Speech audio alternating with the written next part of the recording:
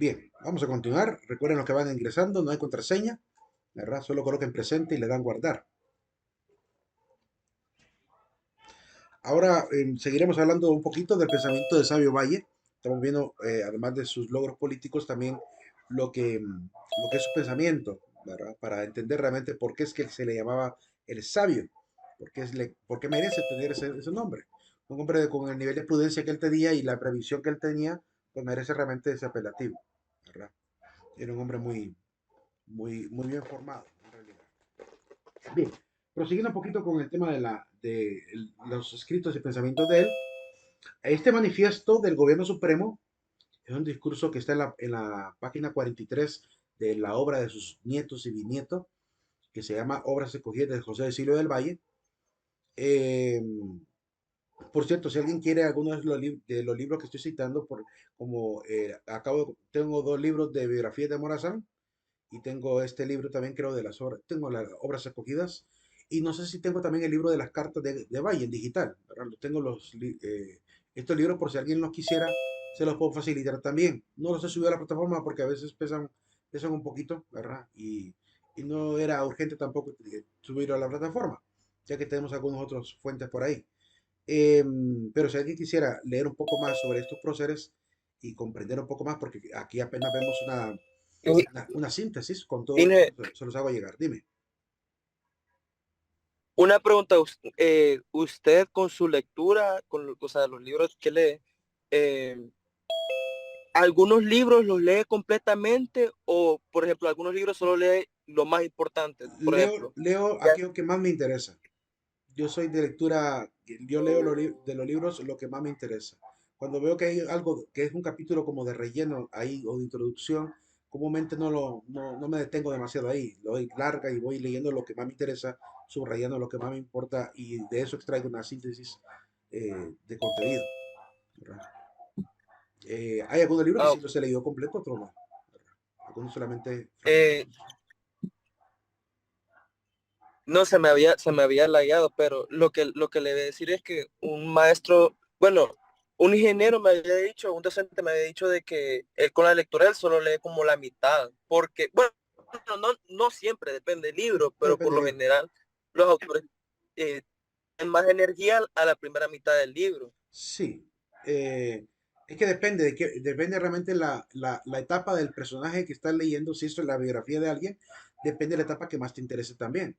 Por ejemplo, a mí la infancia de los próceres me importa muy poco, ¿verdad? Me interesa más su carrera política, me importa más sus gestiones de gobierno, los logros que tuvieron y errores que cometieron, ¿verdad? Para aprender de ellos. O sea, por eso no me detengo tanto en la parte inicial de su biografía, de que si fueron a tal lugar, que si se formaron en tal lugar, que si sus papás eran así o allá, ¿verdad? Esa parte no la enfatizo y ni siquiera la introduzco en la clase, ¿verdad? Porque no me parece determinante, pero su pensamiento ideológico y lo que realmente lograron como parte de los gobiernos que tuvieron en sus manos, eso sí, ¿verdad? Eso sí vale la pena evaluarlo porque eso es lo que va a generar realmente el cambio y eso es lo que realmente los consagra a ellos como las personas que son, ¿verdad? Lo que ellos realmente hacen por la gente que estuvo bajo su mando, su gobierno.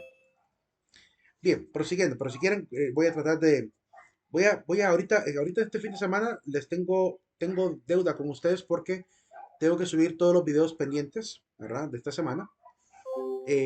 Las diapositivas ya las he ido colocando para creo que el lado de ustedes es la más completa porque creo que hasta está el video de ayer incluso, ¿verdad? Pero con las demás clases sí estoy un poquito atrasado. Dime, Diego. No, sí, otra cosa que con lo que estaba diciendo que es que la verdad yo me lo imagino como cuando busca algo en Google, que usted cuando busca X cosa en Google y se mete al sitio, no va a leer todo el sitio todas las veces. Ujú. O sea, solo va a lo que, a A lo lo que, que a lo va que a realmente interesa. buscar. Sí, es la mejor manera Sí, para acelerar rápidamente el aprendizaje de lo que realmente importa. Sí, hay cosas que están. Ahora, si ya después uno quiere por hobby leerse La niñez de Morazán, pues está bien, ¿verdad? Por hobby está bien leerlo, pero para caso académico, pues ocupamos más lo que hizo en su última etapa, ¿verdad? Bien, siguiendo con la obra de José del Siglo del Valle.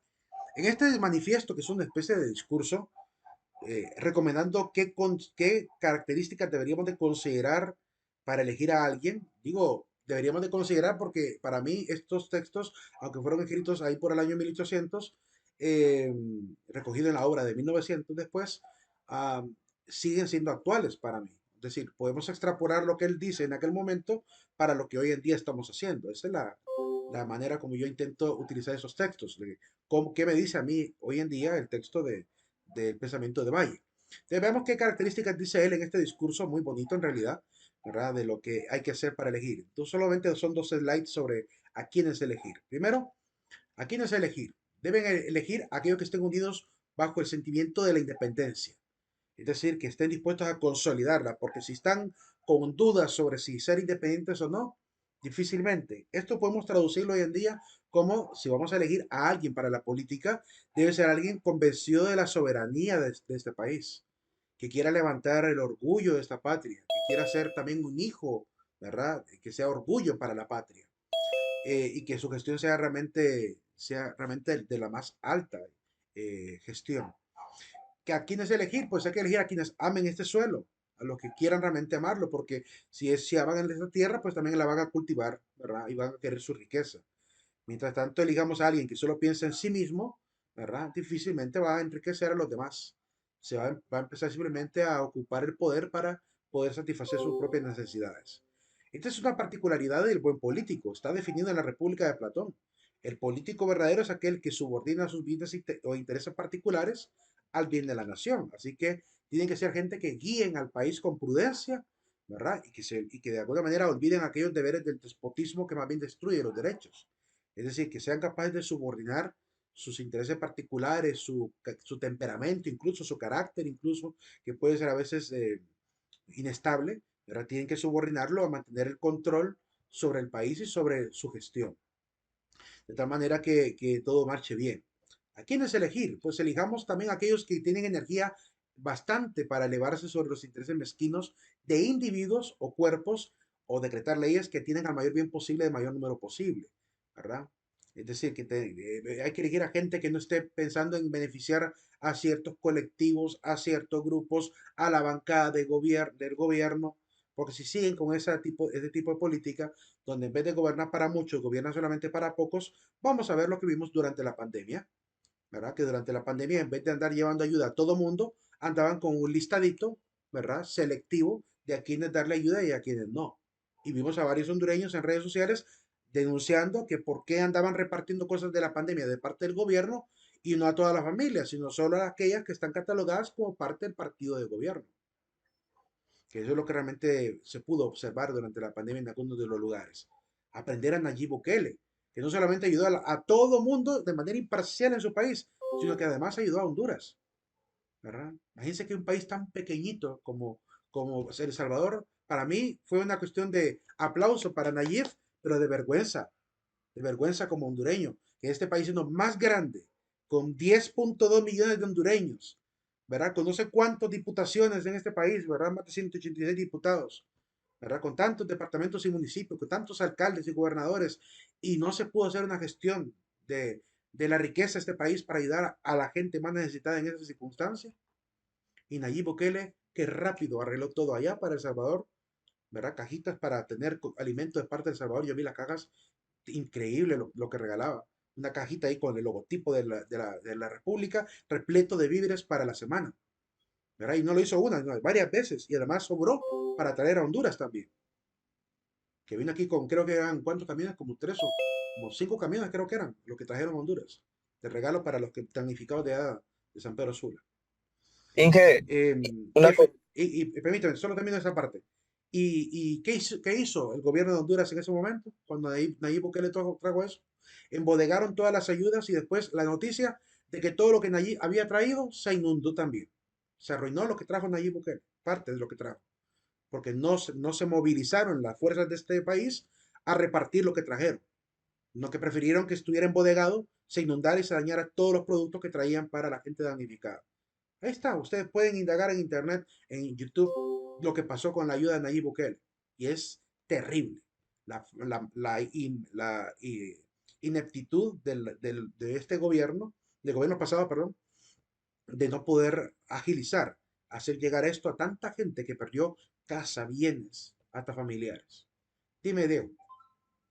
No, que yo lo que siento es de que nosotros tenemos un punto de vista, como ya miramos otros países que están progresando rápidamente y que están, o sea, el nivel al que está, la velocidad con la que están creciendo es bastante rápido, Sí. ya la tecnología y todo eso. Pero tengamos en cuenta que hace 100 años en el mundo en sí no había, o sea, era nada comparado con lo que hay ahorita. Y digamos Honduras en sí, o sea, siento de que no nos damos cuenta de eso mismo, de que solo son como, no, no, ¿cómo lo digo? No sé si está entendiendo lo que yo quiero decir. Todavía no comprendo bien la idea. Explica un poco más. Que o sea, hace 100 años, de 100 años a ahora, Ujú. empezó a progresar rápidamente la tecnología y el mundo empezó como a globalizarse, industrializarse y todo, etcétera. Sí. Y Honduras, pues, aún no está a la par comparado a otros países, pero es de tener en cuenta de que apenas hace poco tiempo, comparar al resto de la eternidad o el resto del tiempo de la civilización humana, Ujú. esto es poco tiempo. Y es poco tiempo para, aunque no en nuestro tiempo que estaremos vivos, no miremos Honduras en su esplendor, al esplendor que va a llegar o que puede llegar, Ujú. sí es poco tiempo como para decir de que este país ya no tiene remedio, por así decirlo. No sé si ya comprende el mensaje que Sí, quiero dar. ya comprendo y con todo el respeto te digo, no estoy de acuerdo, porque estamos viendo en países cercanos a nosotros como Costa Rica un nivel de crecimiento económico, un nivel de respeto a la autoridad, un nivel de organización del Estado y un nivel de seguridad que ni siquiera tienen fuerzas armadas, solamente tienen policía, una madurez política incluso para manejar el país que en Honduras nos está viendo. Y es un país hermano. Tenemos exactamente el mismo tiempo de existencia como países. Y aún así, Honduras está en un atraso.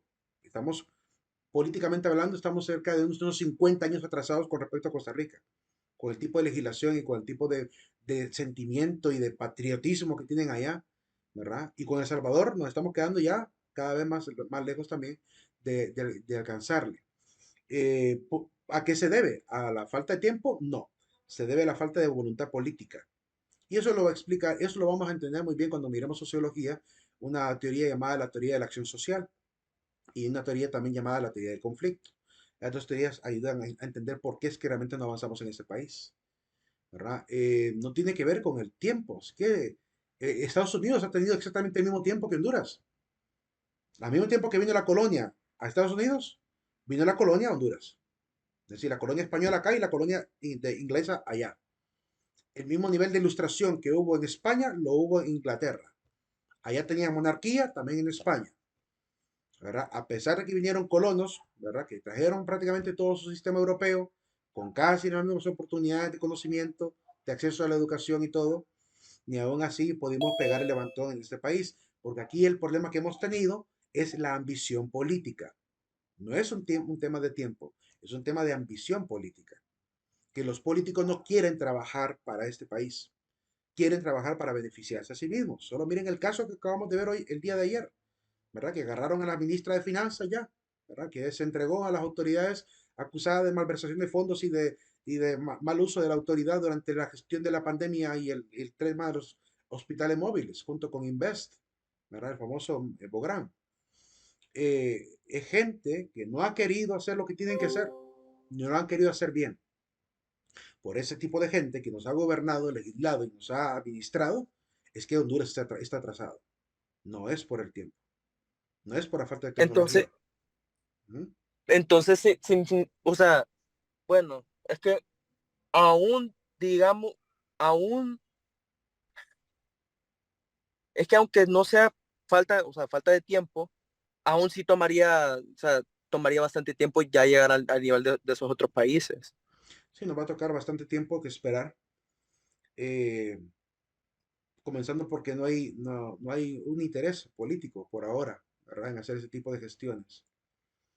Eh, y los proyectos que se comienzan no se terminan, y los proyectos que se terminan no se utilizan, y los proyectos que se utilizan mal, ¿verdad? Entonces tenemos ese problema, que al parecer no hay voluntad ni en la clase política ni tampoco en la mayoría de hondureños, porque también el resto de hondureños no queremos también hacer el esfuerzo personal, ¿verdad? De tener capacidad de ahorro, de aprender a utilizar bien los recursos, de tener respetos unos con otros, de respetar la ley y no permitir que exista la extorsión, ¿verdad? De tener cultura de denuncia ante quien se quiera pasar de abusivo.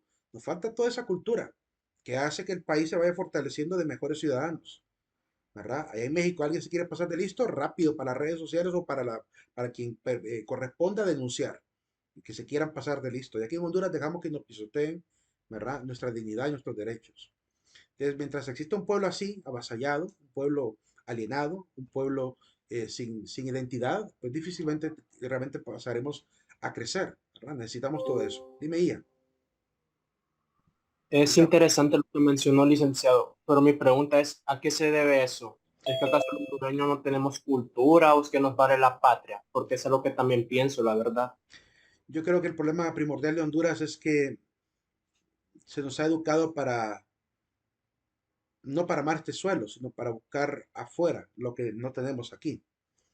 Se nos inculca el afán de irnos del país, se nos inculca el afán de ver lo que está afuera y andar deseando lo que está afuera en vez de impulsar lo que aquí nos toca que impulsar.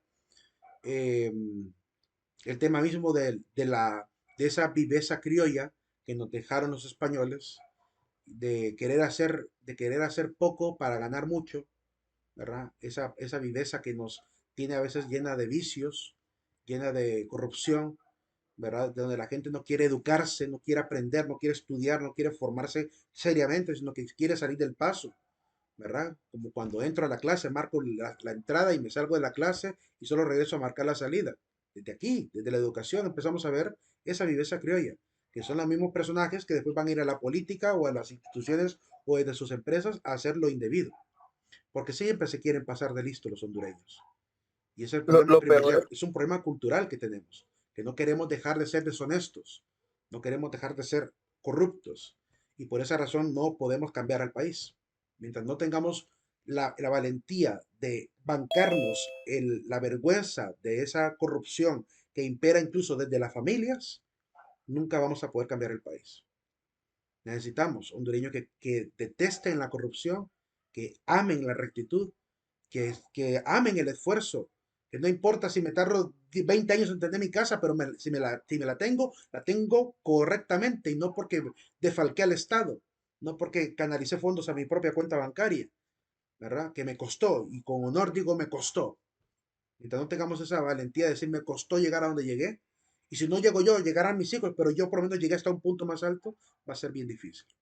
Porque lo único que queremos es ver todo y tenerlo ya sin que nos cueste, porque creemos que nos lo merecemos y creemos que nos lo deben sin siquiera esforzarnos el mínimo.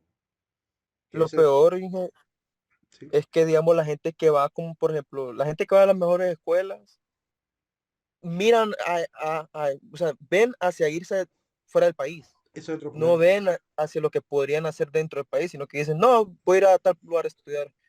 Esa es la otra Y circunstancia terrible, sí.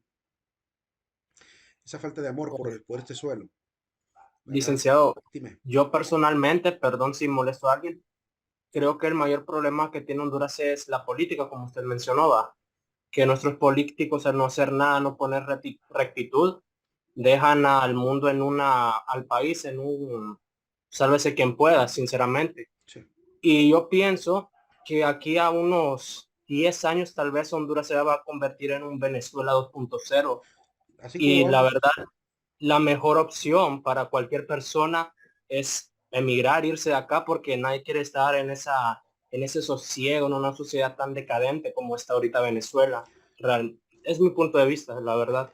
Sí, esa es la pero circunstancia. Ujú. es que al mismo tiempo yo siento de que eso hace la situación peor, porque eso es como una forma de pensar, o sea, la forma de pensar negativa de vamos hacia X lugar sin asumir el coraje que es luchar por lo que deseas, que mejorar la patria o una patria que, que tu país salga adelante, a pesar de que vas a rechazar X oportunidades, eh, te merece más la pena sufrir por tu país, por así decirlo. Y siento de que tener esa mentalidad alimenta eso, como que, o quita ese coraje, Sí, o ya yo siento sí, que cuando Ian hace alusión a ello, se está refiriendo así en general a que hay gente que piensa de esa manera, de que prefieren irse al país antes que luchar. Creo que está de acuerdo contigo en ese aspecto. Solo está ejemplificando que hay gente que piensa Sí, así. Ujú.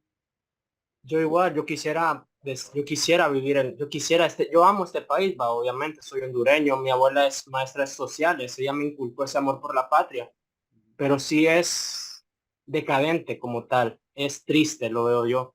Y aunque yo quisiera hacer algo, obviamente no puedo, todo recae en las manos de los superiores, con dinero, con poder, algo que no poseemos casi nadie prácticamente. Sí.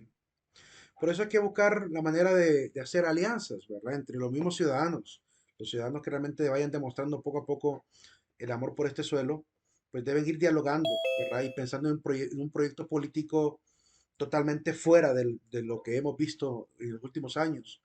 Que aquí estamos acostumbrados a ver que fundan partidos políticos a cada rato, pero no hay que tenerle miedo a eso, porque tarde o temprano puede llegar un partido político novedoso que podría llegar a cambiar las circunstancias del país. Así que aunque a veces pensamos de que esos partidos que surgen de repente, chiquititos, pueden ser partidos de maletín nada más y esa es la fama, yo creo que un nuevo proyecto político puede ser necesario para este país con una visión más de centro, ni de izquierda ni de derecha, sino con una conciencia social y también con una conciencia de libertad que realmente permita a este país salir adelante. Prosigamos un y poquito, dime. no, que igual con nosotros, o sea, yo siento de que, bueno, por mí, por veces me da este sentimiento de que espero de que esa justicia se va a dar automáticamente, pero eso empieza con las personas y Exactamente. uno mismo tiene que decidir como que, y por eso lo miro en usted, que usted practica bastante la justicia entre los alumnos. Y, o sea, empieza con uno, nuestras propias decisiones, no esperar que nadie más lo empiece, sino que uno solo con sus propias decisiones con los tratos con otras personas y con cómo se trata con otra gente, practicar la justicia. Porque una cosa que pasa acá bastante es de que y es triste que la gente se acostumbra tanto a las cosas ilegales, injustas, que después dice, está bien, así son las cosas acá en Honduras. Sí, Entonces sí, empieza con uno mismo. sí, la corrupción se vuelve prácticamente parte de la cultura cuando no hay un control y sobre todo cuando los que dirigen al país más bien dan el ejemplo contrario a la ley, ¿verdad? Que es lo que comúnmente estamos viendo. Entonces, desde ahí viene el problema y por eso Valle en ese discurso hace énfasis sobre la elección, porque ahí está el punto de partida del error de un gobierno malo, ¿verdad? Si no sabemos elegir a la gente más adecuada y le damos oportunidad a cualquiera que suba solo por popularidad, podemos caer en el peligro de que más adelante nos va a hacer ver. Veamos un poquito más acerca del pensamiento de Valle. Elegid aquellos que siendo rectos como la línea que tira el geómetra. Aquí es importante esta frase porque, aunque al principio se entiende solamente en el sentido de la justicia y la rectitud, lo que realmente está diciendo Valle es que cuando se elija a alguien, y yo así lo logro interpretar, cuando se elija a alguien en el gobierno para que realmente sea justo y recto, debe notarse que al momento de juzgar, ¿verdad? Y al momento de generar el plan de gobierno, lo realicen sin mirar ni a un lado ni a otro. Es decir, ni a la bancada de su partido, ni tampoco a la oposición, sino que tendría que ver a toda la gente como el gobierno, como el pueblo, a quien tiene que buscar beneficiar con justicia y rectitud. Porque si está viendo para un lado, digamos, solamente para el partido, se vuelve obviamente un despótico, ¿verdad? Que solamente va a enriquecer a su bancada. Pero si también mira solamente al otro lado, que son la oposición, se puede volver en un tirano, ¿verdad? Que va a ser impopular el gobierno. Entonces, de alguna manera tiene que mantenerse la rectitud, ¿verdad? De no beneficiar ni a un lado ni a otro, ¿verdad? De atacar ni a un lado ni a otro, sino que siempre buscando ser prácticamente el dirigente de todos, ¿verdad? Que eso es lo primero que tiene que ser un presidente. Agradecer a su partido en el discurso de la presidencia, decirle gracias por haberme apoyado y traerme aquí, pero ahora soy hondureño de todos los hondureños. Soy presidente de todos los hondureños. Y por tanto ahora pues voy a legislar con justicia para todos, ¿verdad? Que eso es lo que uno esperaría que hiciera. Que de hecho yo recuerdo el discurso de Juan Orlando cuando se fue electo, que lo prometió. Él, Juan Orlando, sí lo dijo. Dijo, recuerdo que el discurso decía algo parecido a que caiga quien caiga, decía él, ¿verdad? Que básicamente la ley, no hay nadie por encima de la ley y aquí no importa si es de partido o no, pero aquí todo el mundo va a ser, ¿verdad? Prácticamente va a quedar a la merced de la justicia, ¿verdad? Y al final pues se cumple, ¿verdad? A cabalidad, porque mucha gente de su propio partido está obviamente también metida, ¿verdad? En denuncias y también incluso en la cárcel. Algo que habría que valorar también del gobierno de Juan Orlando, que lo que dijo se cumplió en parte, ¿verdad? E incluso hasta él, ¿verdad? Que al final ni siquiera mostró resistencia para irse a su defensa a Estados Unidos. Entonces, algo que muy poca gente hará, porque la mayoría, por ejemplo, en Ecuador, pudimos ver al presidente Rafael Correa acusado casi de lo mismo, ¿verdad? De temas de corrupción y de temas de autoritarismo y todo esto, y huyó del país y se perdió por un tiempo, se fue creo que un tiempo allá por, no sé si Ucrania o Rusia, le dieron asilo político, ¿verdad? Y actualmente está aquí en Honduras, ¿verdad? Acusado en su país de corrupto y aquí lo ponen de asesor en el gobierno. ¿Verdad? Qué gran ironía, pero igual, para que vean la diferencia entre alguien que es capaz de decir, bueno, la ley está por encima de mí, se entrega, y alguien que prefiere mejor andar huyendo, ¿verdad? Escondiéndose de la ley. Entonces, son dos formas completamente distintas. Por último, dice en el discurso, elegid aquellos que hayan aprendido la ciencia difícil del gobierno y la experiencia aún más dificultosa de saberla aplicar al momento y circunstancias en que se halla la nación.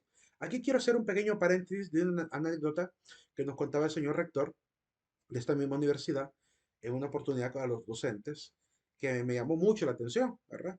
Que él dice que cuando la Universidad Católica comenzó en Tegucigalpa, la primera maestría que se quiso implementar fue la de ciencias políticas. Entonces se mandó invitaciones a diferentes personalidades de este país para que formaran parte de la primera generación de másters en ciencias políticas. La gran sorpresa para la universidad y para el Senado es que de todos los que invitaron, al parecer nadie de los políticos, diputados, alcaldes, gobernadores, nadie respondió positivamente a participar en esa primera maestría de ciencias políticas en el país. Es decir, lo que le llamó a ellos la atención y también les obviamente llena de mucha impotencia es ver que a la clase política no le interesa aprender sobre política. Y es una cantidad, pero cantidad de gente que no sabe qué es prácticamente hacer buena política. Lo que hacen es saber cómo hacer politiquería y populismo, pero política de manera académica no la conocen ni la manejan. No han sido formados, ¿verdad? Poco será aquel que tenga quizá una maestría en ciencias políticas o una licenciatura en derecho o algo parecido. De ahí la mayoría, ¿verdad? Están completamente desconociendo qué significa hacer política en un país. Entonces, qué lamentable que la clase política de este país no le interese formarse. Le parece, o sea, creen que ya pueden gobernar políticamente. Creen que ya saben el arte difícil del gobierno. Que vean cómo lo dice el Sabio Valle, la ciencia difícil del gobierno, porque no es fácil manejar todo un Estado. No es fácil, porque el Estado prácticamente es una gran empresa, que hay que tener conocimiento o industrial o empresarial o político para poder saber administrarla, ¿verdad? Y algunos llegan ahí sin ese conocimiento y por eso se ocurren los desastres de malas gestiones, malas decisiones o incluso comportamientos antidiplomáticos como los del señor diputado que salieron recientemente a hablar en contra ¿cómo se llama? Hablar en contra de la embajadora de Estados Unidos. Dinos, Alessandro, te escuchamos. No, es referente a lo que se está hablando. Para poner un ejemplo, un ejemplo externo, no es de Honduras, sino de Argentina, son el tema de Massa. Sí, Actualmente es el ministro de Economía de Argentina y ni siquiera se ha titulado como economista, sí. es abogado y está ejerciendo fuera de su rama. Y el Solo desastre que por ha poner un provocado. ejemplo de esta. Y el desastre que ha provocado, porque Argentina está prácticamente al borde del default, al borde de que en lo que en economía se llama default, pero que se puede entender como una bancarrota nacional. Está llevando prácticamente a Argentina a un punto en el cual van a tener que vender a pedazos el país porque no van a poder pagar su deuda externa. Entonces, a ese nivel está llevando la economía de masa y aún así lo van a elegir presidente, ¿verdad? O quedó electo, ¿verdad? Y en la primera contienda. Entonces, qué lamentable. Y mientras que al otro lado, aunque Javier Milei también tiene sus problemas de personalidad, porque parece tener un poco de TDAH, él, ¿verdad? Parece como que él se indigna muy fácilmente por los mentirosos, los corruptos y los de izquierda que han mantenido sumido al país en ese empobrecimiento. Y él es un economista. Entonces, imagínense, tienen a un economista, aún con sus arranques de cólera, tienen a un economista contra alguien que no es economista.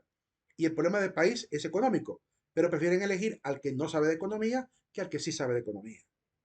Mientras siga el pueblo latinoamericano votando de esa manera, nunca vamos a poder ver una historia, ¿verdad?, de desarrollo en los países. Y eso, algo parecido pasa en este país. ¿Verdad? Juan Orlando pone a una psicóloga como ministra de Finanzas. Es una cuestión absurda. Puso de encargado de la educación del país a un agrónomo, ¿sí? Cuando se necesita un pedagogo, alguien que sepa de pedagogía, que tenga por lo menos un doctorado en pedagogía, mínimo, para dirigir al país a nivel de la pedagogía de este país, de la educación de este país. Pero no, era un agrónomo el que estaba al frente del Ministerio de Educación en tiempo de Juan Orlando, ¿verdad? En eso hay que de alguna manera, diría yo, pues aplaudir un poco, ¿verdad? A doña Xiomara por lo que hizo ella, por ejemplo, en el tema de la criminalística, aunque ella renunció, pero en el tema de la criminalística puso a una forense, ¿verdad? Encargada de la parte de la seguridad del país, alguien que sabe de ciencia forense, ¿verdad? Algo cercano, por lo menos una carrera cercana, pues, siquiera. eh, Se acerca un poco. Al final creo que renunció por uno de los casos que quedaron así, ¿verdad? En este país. Pero es tremendo cuando no se pone la gente idónea.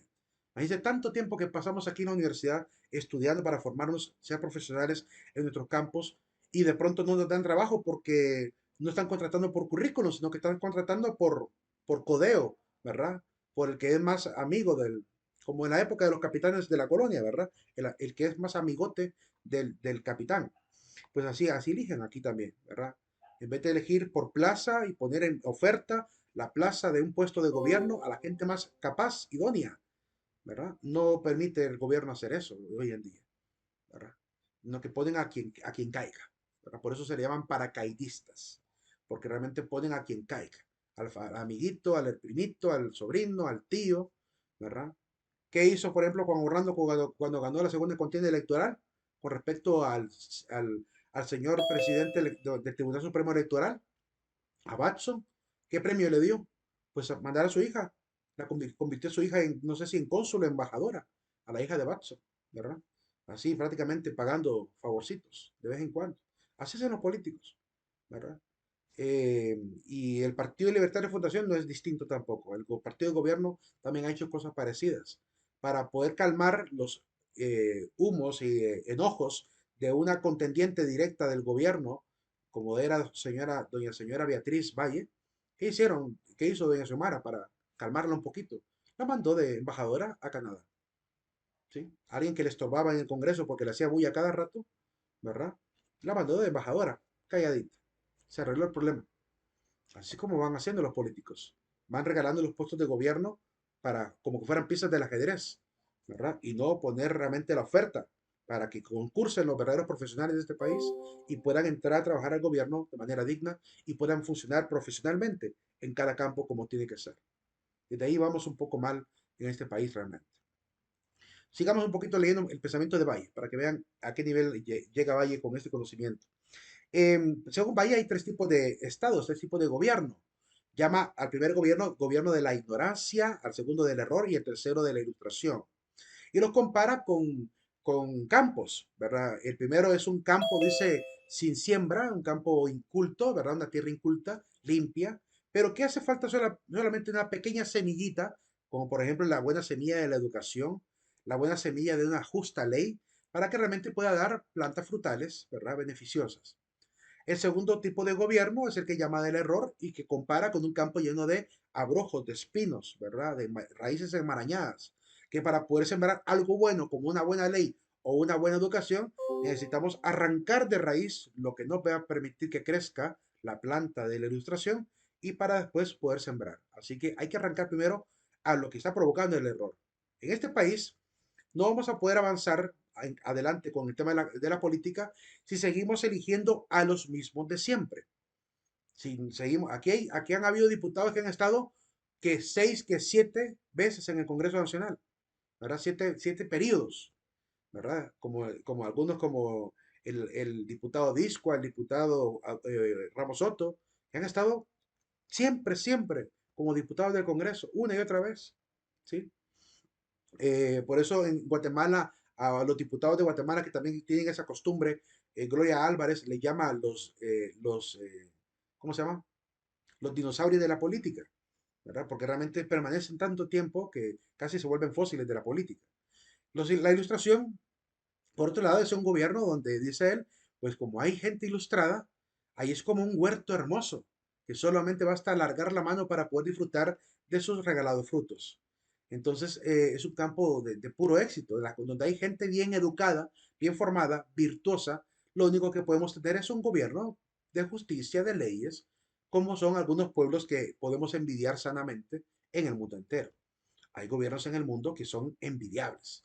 A nivel educativo, Finlandia. A nivel de la estabilidad política, Noruega. A nivel del índice de desarrollo humano, Dinamarca. A nivel de la seguridad y del respeto a la ley, Inglaterra. O sea, estamos hablando de países donde dan ejemplo de verdadero gobierno al resto de países que quieren seguir con el fantasma de la democracia.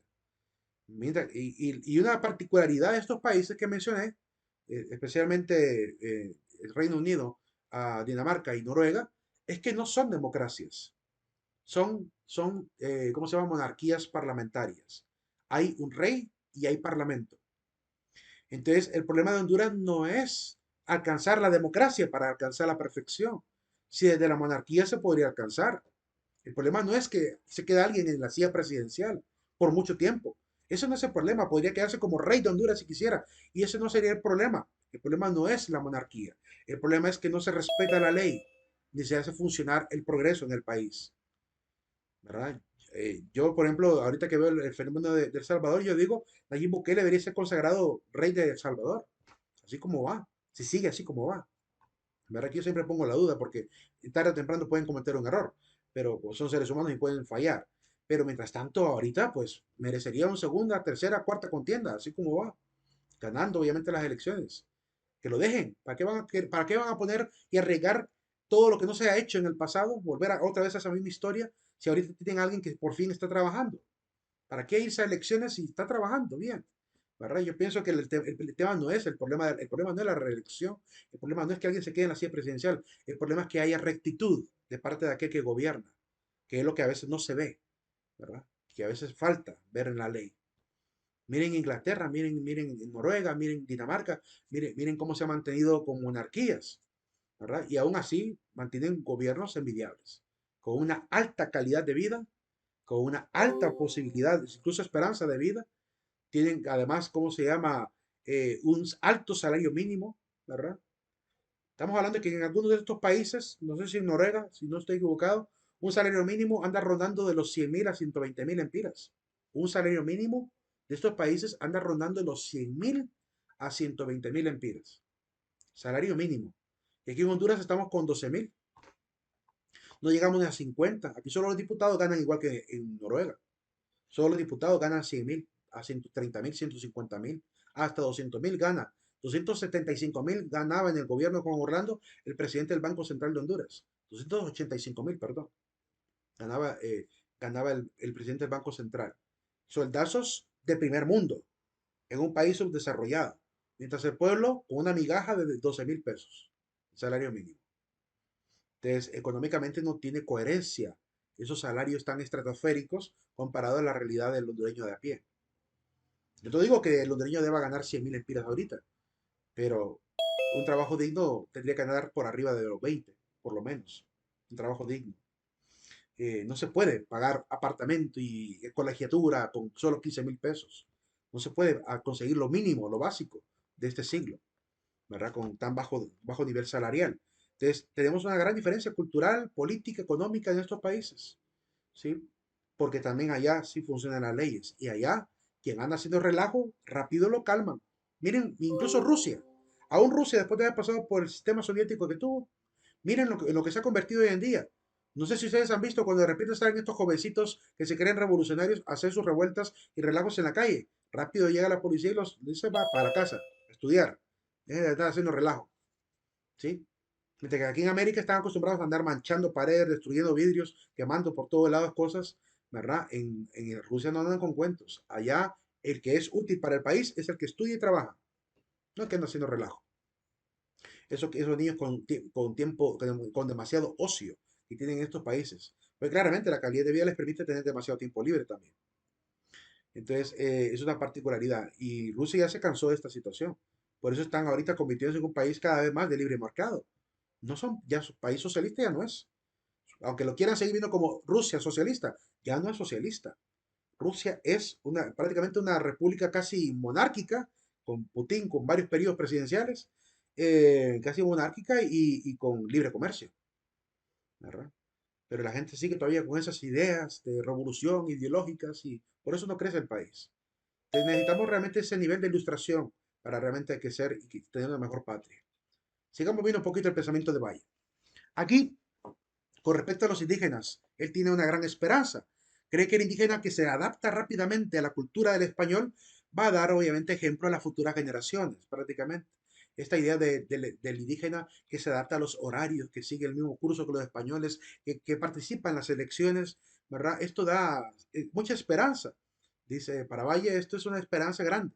Ver que además de estar disfrutando de una ubicación geográfica muy buena, tener ese gran salto cultural, ¿verdad? De pasar directamente a la cultura del europeo, pues eso es algo que les va a ayudar a ellos mismos, a los mismos ciudadanos indígenas, que van a tener prácticamente que convertirse también en personas, ¿verdad? De prosperidad, ¿verdad? Y que dieron ejemplo a la juventud del futuro sobre lo que implica, ¿verdad? Crecer rápidamente y adaptarse rápidamente a los cambios. Entonces es parte de lo que él de alguna manera valora, ¿verdad? Y ve como algo positivo. En cuanto a los elegidos, aquí vemos un poquito de desesperanza de parte de Valle, en la página 75 de la obra del bisnieto y nieto. Valle prácticamente nos dice que la democracia tiene un peligro, que como hay democracia, sube cualquiera al poder, incluso los que pueden obviamente haber sufrido mucho, pueden terminar siendo grandes funcionarios y con poco o ningún trabajo, dice, pueden llegar a tener honor, sueldos y poder. Por eso él con desesperanza dice, ascenderán a los destinos más altos del gobierno los que sin culpa suya tienen menos aptitud para legislar, gobernar y juzgar. Y lo hemos visto en este país. Hemos visto como gente que no está capacitada para ser legislador está legislando y ganando sueltazos de 100.000 pesos para arriba, ¿verdad? Y para ejemplo, un botón, el que está en fotografía. Salió de la televisión de hacer bromitas en la calle, en HCH pasó él, en Radio House también, y de ser prácticamente alguien de los medios de comunicación, saltó directamente a ser legislador del país. ¿Qué preparación política tendría? Por eso yo siempre he creído que los que van al Congreso Nacional, mínimo, todos deberían de ser abogados o por lo menos tener una maestría en leyes, una maestría en derecho. No podría haber otro requisito para los diputados, pero aquí no hemos querido legislar, así como se legisla en las empresas para que quien ocupe un puesto de trabajo tiene un perfil determinado y un título mínimo para poder participar en el perfil y en el puesto de trabajo, pues lo mismo tendría que pasar en el Estado. No sé por qué en el Estado no hemos hecho lo mismo. ¿Por qué en el Estado va cualquiera? Solo porque fue elegido popularmente. Está bien, yo estoy de acuerdo que haya elecciones, pero que los que vayan a ser candidatos, todos llenen primero un requisito para ser candidatos. Y no solamente tener los votos, sino como requisito también tener la preparación para ir a ese puesto de trabajo. Que si alguien quiere ser alcalde, pues sepa de administración. Que si alguien quiere ir de diputado, que sepa de legislación. ¿Sí? Pero y que después de estar formados participen como candidatos. Que así se hacía antes. Antes nadie iba al gobierno a un puesto de trabajo sin tener conocimiento. ¿Por qué a Cecilio del Valle lo pusieron como auditor de guerra? Porque había sido fiscal de la artillería. Lo pusieron en ese cargo. Se formó prácticamente administrando la fuerza de la artillería y se convirtió en experto en guerra. Por eso después se convirtió en auditor y después se convirtió también incluso en asesor. Porque tenía el conocimiento y la experiencia para estar ahí. No gana los puestos de trabajo así por así, pues. Pero aquí no nos hemos acostumbrado a creer que el Estado también es una empresa nacional. El Estado es la empresa de todos los hondureños. Y mientras sigamos permitiendo que cualquiera llegue sin tener un perfil mínimo académico al frente de lo que debe estar, pues vamos a seguir cometiendo los mismos errores de siempre. Por eso Valle tiene esa desesperanza y yo me uno a esa desesperanza. Mientras se sigue eligiendo al más chabacán, al más rico, al más bonachón, al más campechano, al más fiel al partido, al más que, ¿cómo se llama? También el que se une más a los guetos de la élite del partido, de la bancada, mientras elijamos a la gente incluso mafiosa, que compra votos, pues vamos a seguir viendo una política siempre y siempre de la misma manera. No vamos a poder salir adelante. Necesitamos realmente, aunque no estoy de acuerdo con cambiar la constitución, pero sí realmente necesitamos mínimo, al menos por medio de la sala constitucional, establecer un decreto que aquellos que sean eh, candidatos a elección popular deben tener mínimo un tipo de perfil, un perfil mínimo para participar en él. Es decir, si van a ir a diputados, pues tienen que tener mínimo maestría o licenciatura en leyes. También no abogados, pero por lo menos una licenciatura o una maestría de 2 añitos, ¿verdad? Una maestría después de su carrera, una maestría de, no sé si sea política, de ley, de derecho, lo que sea, pero algo relacionado con el puesto que piensan ir a desempeñar. Así como aquel que quiere ser embajador de Honduras tiene que haber estudiado relaciones internacionales, como mínimo, para poder ser embajador de Honduras, ¿verdad? Pues lo mismo debe pedir también para ser diputado. Pero como digo, aquí no se ha pedido, no se ha pedido esto, ni se ha exigido. Desde ahí estamos fallando mal como población, de no exigir ese tipo de requisitos para lo que elegirlo. Por eso miren la crítica que hace José del Silva del Valle en la página 77 de este libro sobre el poder legislativo. Tremendo, tremenda crítica la que hace y fuerte crítica. Dice que el poder legislativo debería ser, es decir, el Congreso Nacional, debe ser el primero en sabiduría y virtud, pero llegará a ser el último en ambos aspectos. Híjole, ¿por qué? Porque a cuerpos que pueden formarse de miembros ineptos, ¿verdad? Es decir, este cuerpo legislativo se puede llegar a formar de cuerpos ineptos, de gente inepta, de gente inada, que no es capaz, no es óptima, no tiene la aptitud para estar ahí, no tienen el conocimiento para estar ahí. Y a pesar de ello se les elige para poder dictar leyes, llevar ejércitos, Armada Nacional, formar la ordenanza de una u otra fuerza, conceder al Poder Ejecutivo facultades extraordinarias, como cuando Orlando fue preparándose la sillita presidencial desde que fue presidente del Congreso y empezó a crear leyes a favor de Pepe Lobo para darle más poder al Ejecutivo. Sospechábamos qué estaba pasando ahí, algunos que mirábamos este tipo de leyes, pero después cuando llega él a ser candidato entendimos por qué lo hizo, ¿verdad? Como la potestad de poder formar una propia policía militar, que él se dio esa potestad desde que estuvo en la silla como presidente del Congreso, se da esa potestad al Ejecutivo de poder establecer una policía militar.